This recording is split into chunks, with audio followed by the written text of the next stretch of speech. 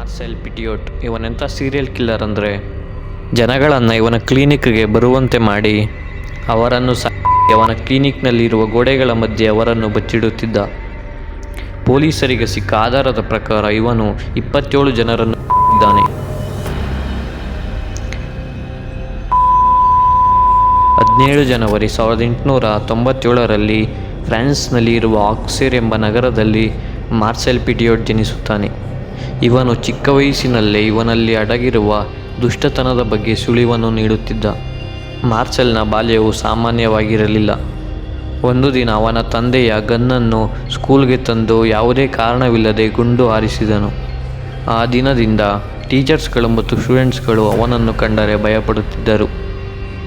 ಇವನು 13 ವರ್ಷ ವಯಸ್ಸಿನಲ್ಲೇ ಪೋಸ್ಟ್ ಬಾಕ್ಸನ್ನು ದರೋಡೆ ಮಾಡಲು ಪ್ರಯತ್ನಿಸುತ್ತಿದ್ದಾಗ ಸಿಕ್ಕಿಹಾಕಿಕೊಂಡನು.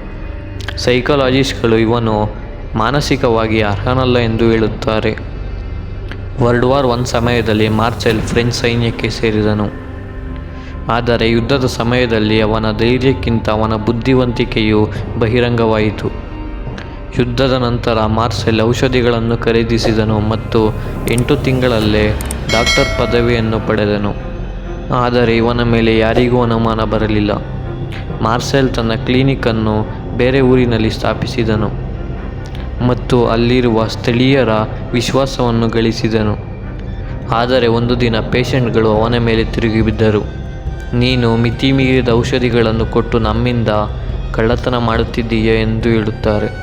1926ರಲ್ಲಿ ಲೂಯಿಸ್ ಡೆಲವೇವ್ ಎಂಬ ಹುಡುಗಿ ಡಾಕ್ಟರ್ ಪಿಟಿಯೋಟ್ ಅವರನ್ನು ಭೇಟಿ ಮಾಡಿದ ನಂತರ ಕಣ್ಮರೆಯಾದಳು. ಸ್ವಲ್ಪ ಸಮಯದ ನಂತರ ಸ್ಥಳೀಯರು ಮಾರ್ಸೆಲ್ ಒಂದು ದೊಡ್ಡ ಪೆಟ್ಟಿಗೆಯನ್ನು ಸಾಗಿಸುತ್ತಿದ್ದನ್ನು ನೋಡಿದರು. ಆದರೆ ಆ ಹುಡುಗಿಯ ಕೇಸ್ ಎಂದಿಗೂ ಬಗೆಹರಿಯಲಿಲ್ಲ. ಮಾರ್ಸೆಲ್ ವಿಲ್ಲೆನ್ಯೂ ಎಂಬ ಊರಿಗೆ ಮೇಯರ್ ಆದನು. ಆದರೆ ಅವನ ಅವಧಿಯು ಭ್ರಷ್ಟಾಚಾರ, ಕಳ್ಳತನ ಮತ್ತು ಹಗರಣದಿಂದ ಪೀಡಿತವಾಗಿತ್ತು. ಅಂತಿಮವಾಗಿ ಅವನು ರಾಜೀನಾಮೆ ನೀಡುವಂತೆ ಒತ್ತಾಯ ಮಾಡಿದರು. ಮಾರ್ಸೆಲ್ ಪ್ಯಾರಿಸ್ಗೆ ತೆರಳಿ ಅಲ್ಲಿ ಹೊಸ ಕ್ಲಿನಿಕನ್ನು ತೆರೆದನು. ಫ್ರಾನ್ಸ್ನಲ್ಲಿ ವರ್ಲ್ಡ್ ವಾರ್ II ಕವರ್ ಅಡಿಯಲ್ಲಿ ಅವನ ಅಪರಾಧಗಳು ಉಲ್ಬಣಗೊಂಡವು. ನಾಜಿ ಆಕ್ರಮಿತ ಫ್ರಾನ್ಸ್ನಿಂದ ಹೊರಹೋಗಲು ಹತಾಶರಾಗಿದ್ದವರನ್ನು ಗುರಿಯಾಗಿಸಿಕೊಂಡನು. ಆದರೆ ಸುರಕ್ಷತೆಯ ಬದಲು ಅವರು ತಮ್ಮ ಕ್ಲಿನಿಕ್ನ ಗೋಡೆಯಲ್ಲಿ ಸಾವನ್ನು ಕಂಡುಕೊಂಡರು. 1944ರಲ್ಲಿ ಮಾರ್ಸೆಲ್ ಅವನ ಕ್ಲಿನಿಕ್ಗೆ ಬೆಂಕಿ ಹಚ್ಚಿದಾಗ ಭೀಕರ ಸತ್ಯವನ್ನು ಕಂಡರು. ಒಳಗೆ ಅವರು ಸುಟ್ಟ ಅವಶೇಷಗಳನ್ನು ಮತ್ತು ಅವನ ಭೀಕರ ಕಾರ್ಯವನ್ನು ಕಂಡರು. ಪೊಲೀಸರಿಂದ ತಪ್ಪಿಸಿಕೊಳ್ಳಲು ಪ್ರಯತ್ನಿಸುತ್ತಿದ್ದ ಮಾರ್ಸೆಲ್ನನ್ನು ಬಂಧಿಸಿದರು. ಮಾರ್ಸೆಲ್ ಹೇಳಿಕೆಯ ಪ್ರಕಾರ ಅವನು 27ಕ್ಕೂ ಹೆಚ್ಚು ಜನರನ್ನು ಕೊಂದಿದ್ದಾನೆ.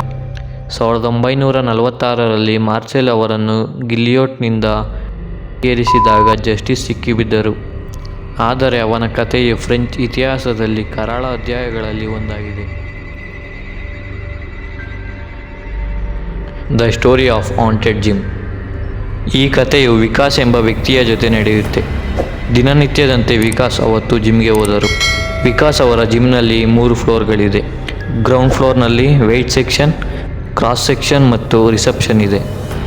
ಫಸ್ಟ್ ಫ್ಲೋರ್ನಲ್ಲಿ ಕಾರ್ಡಿಯೋ ಸೆಕ್ಷನ್, ಯೋಗ ಮಾಡಲು ಟೆರೆಸ್ ಮತ್ತು ಜಿಮ್ ಆಫೀಸ್ ಇದೆ. ಸೆಕೆಂಡ್ ಫ್ಲೋರ್ನಲ್ಲೂ ಕೂಡ ವರ್ಕೌಟ್ ಸೆಕ್ಷನ್ ಇತ್ತು. ಆದರೆ ವಿಕಾಸ್ ಅವರು ಅದನ್ನು ಜಾಸ್ತಿ ಬಳಸ್ತಿರಲಿಲ್ಲ. ನಾನು ಈಗ ಹೇಳುವ ಇನ್ಸಿಡೆಂಟ್ ಕೂಡ ಸೆಕೆಂಡ್ ಫ್ಲೋರ್ನಲ್ಲೇ ನಡೆದಿದ್ದು. ಅವರು ವರ್ಕೌಟ್ನ ಯಾವಾಗಲೂ ಕ್ರಾಸ್ಫಿಟ್ ಸೆಕ್ಷನಲ್ಲೇ ಜಾಸ್ತಿ ಮಾಡ್ತಾಯಿದ್ರು. ಅವರು ಒಂದಿನ ಸೆಕೆಂಡ್ ಫ್ಲೋರ್ನ ಟೆರೆಸ್ಗೆ ಹೋದರು. ಅವರು ಒಂದು ರೂಮ್ನ ನೋಡಿದ್ರು. ಆ ರೂಮ್ನ ಸೆಕೆಂಡ್ ಫ್ಲೋರ್ನಲ್ಲಿ ಯಾವತ್ತೂ ನೋಡಿರಲಿಲ್ಲ. ಅದೊಂದು ಸಣ್ಣ ರೂಮ್ ಆಗಿತ್ತು ಮತ್ತು ಆ ರೂಮಿನ ಫ್ಲೋರ್ ಮೇಲೆ ಗ್ರೀನ್ ಕಲರ್ ಮ್ಯಾಟ್ ಹಾಕಿದರು. ಆ ರೂಮ್ನಲ್ಲಿ ಒಂದು ನಲ್ಲಿ ಇತ್ತು. ಅವರು ಆ ನಲ್ಲಿಯಲ್ಲಿ ನೀರು ಬರುತ್ತೋ ಇಲ್ವೋ ಅಂತ ಚೆಕ್ ಮಾಡೋಕ್ಕೆ ಹೋದರು. ನೀರು ಬರ್ತಾಯಿತ್ತು. ಅವರು ಆ ರೂಮ್ನ ಚೆಕ್ ಮಾಡಿ ಹೋಗುವಾಗ ಸಡನ್ಲಿ ಅವ್ರಿಗೆ ಬ್ಯಾಂಗಿಂಗ್ ಸೌಂಡ್ ಕೇಳಿಸುತ್ತೆ. ಆ ಸೌಂಡ್ ಏನು ಅಷ್ಟೊಂದು ಲೌಡಾಗಿರಲಿಲ್ಲ, ಆದರೆ ಅವ್ರಿಗೆ ಕ್ಲಿಯರಾಗಿ ಕೇಳಿಸ್ತಾ ಇತ್ತು. ಆದರೆ ಅವರು ಆ ಸೌಂಡ್ ಬಗ್ಗೆ ಅಷ್ಟೊಂದು ತಲೆ ಕೆಡಿಸ್ಕೊಂಡು ಯೋಚನೆ ಮಾಡಲಿಲ್ಲ. ಅವ್ರು ಅಂದ್ಕೊಂಡ್ರು ನಲ್ಲಿನ ಕ್ಲೋಸ್ ಮಾಡೋದು ನಾನು ಮರ್ತಿರ್ಬೋದು ಅಂತ. ಅವ್ರು ಕೆಳಗಡೆ ಬಂದಾಗ ಅವ್ರ ಫ್ರೆಂಡ್ಸ್ ಅವ್ರಿಗೋಸ್ಕರ ಕಾಯ್ತಾಯಿದ್ರು. ಆದರೆ ಆ ಸೌಂಡು ಒಂಚೂರು ಜೋರಾಗಿ ಕೇಳಿಸ್ತಾ ಇತ್ತು. ಅವ್ರು ಅದಕ್ಕೆ ತಿರ್ಗಾ ಮೇಲೆ ಬಂದರು. ಅವರು ಸೆಕೆಂಡ್ ಫ್ಲೋರ್ಗೆ ಹೋದರು. ಆದರೆ ಆ ರೂಮ್ನ ಫುಲ್ಲಾಗಿ ಎಂಟರ್ ಆಗಲಿಲ್ಲ. ಅವರು ಡೋರ್ ಹತ್ರ ನಿಂತ್ಕೊಂಡು ಆ ರೂಮ್ನ ನೋಡ್ತಾಯಿದ್ರು. ಅವರು ಆ ರೂಮ್ನ ನೋಡುವಾಗ ಬ್ಯಾಂಗಿಂಗ್ ಸೌಂಡ್ ತುಂಬಾ ಜೋರಾಗಿ ಬಂತು ಮತ್ತು ಆ ಸೌಂಡ್ ದೂರದಿಂದನೂ ಬರಲಿಲ್ಲ ಅನಿಸುತ್ತೆ ಅವ್ರಿಗೆ. ಅವ್ರು ತುಂಬಾ ಶಾಕ್ ಆದರು ಆ ಸೌಂಡನ್ನ ಕೇಳಿಸ್ಕೊಂಡು. ಅವರು ಗಾಬರಿಲಿ ಡೋರ್ನ ಕ್ಲೋಸ್ ಮಾಡಿ ನಲ್ಲಿ ಆನ್ ಆಗೈತೋ ಆಫ್ ಆಗೈತೋ ಅಂತ ಚೆಕ್ ಮಾಡ್ದಿರ ಕೆಳಗಡೆ ಓಡಿ ಬಂದರು. ಈ ಇನ್ಸಿಡೆಂಟ್ ಆದ ನಂತರ ಅವರು ಸೆಕೆಂಡ್ ಫ್ಲೋರ್ ಕಡೆಗೆ ಯಾವತ್ತೂ ಹೋಗಲಿಲ್ಲ. ಈ ವಿಡಿಯೋದಲ್ಲಿ ಏನಾದರೂ ತಪ್ಪಾಗಿದ್ದರೆ ಕಮೆಂಟ್ ಬಾಕ್ಸ್ನಲ್ಲಿ ಕಮೆಂಟ್ ಮಾಡಿ. ಈ ವಿಡಿಯೋ ನಿಮಗೆ ಇಷ್ಟವಾಗಿದೆ ಎಂದುಕೊಂಡಿದ್ದೇನೆ. ಇಷ್ಟವಾಗಿದ್ದರೆ ಲೈಕ್, ಶೇರ್ ಮತ್ತು ಸಬ್ಸ್ಕ್ರೈಬ್ ಮಾಡಿ. ಇನ್ನು ಮುಂದಿನ ವಿಡಿಯೋಗಾಗಿ ಸ್ಟೇ ಕ್ಯೂರಿಯಸ್.